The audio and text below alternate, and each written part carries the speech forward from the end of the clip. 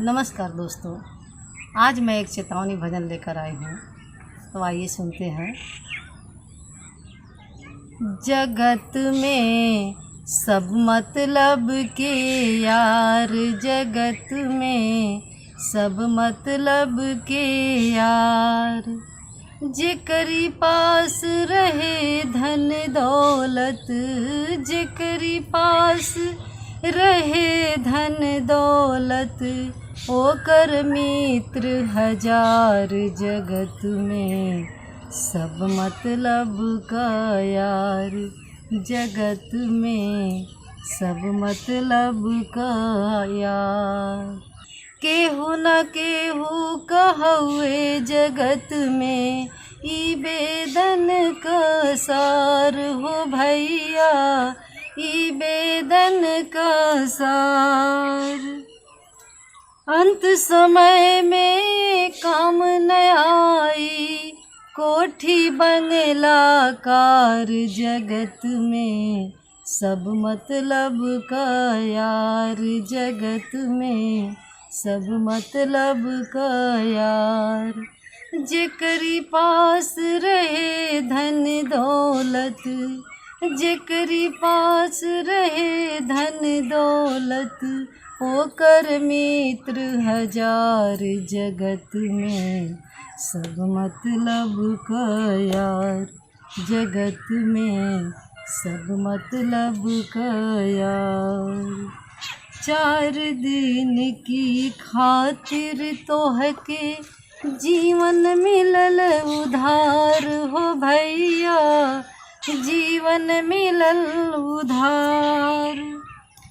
लूट पाट के जोड़त बाड़ा, लूट पाट के जोड़त बाड़ा, माया अपरंपार। जगत में सब मतलब के यार, जगत में सब मतलब का यार।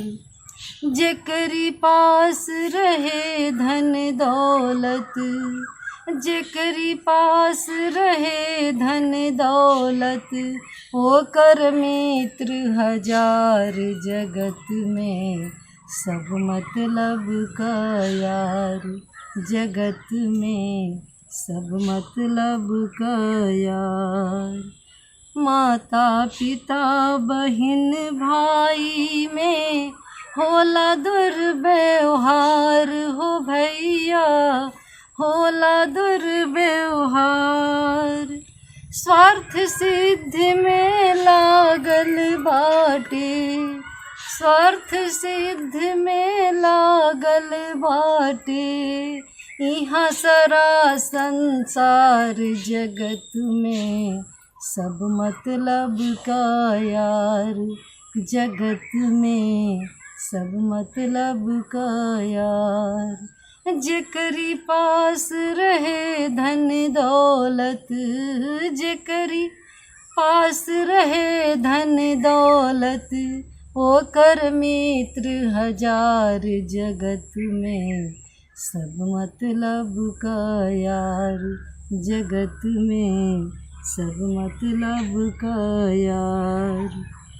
पाप पुण्य में नाही केहू होला साझीदार हो भैया, होला साझीदार। पाप पुण्य में नाही केहू होला साझीदार हो भैया, होला साझीदार।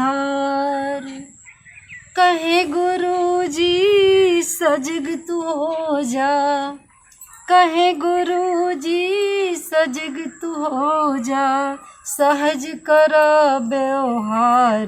जगत में सब मतलब का यार, जगत में सब मतलब का यार। जेकरी पास रहे धन दौलत, जेकरी पास रहे धन दौलत, ओकर मित्र हजार। जगत में सब मतलब का यार, जगत में सब मतलब गया।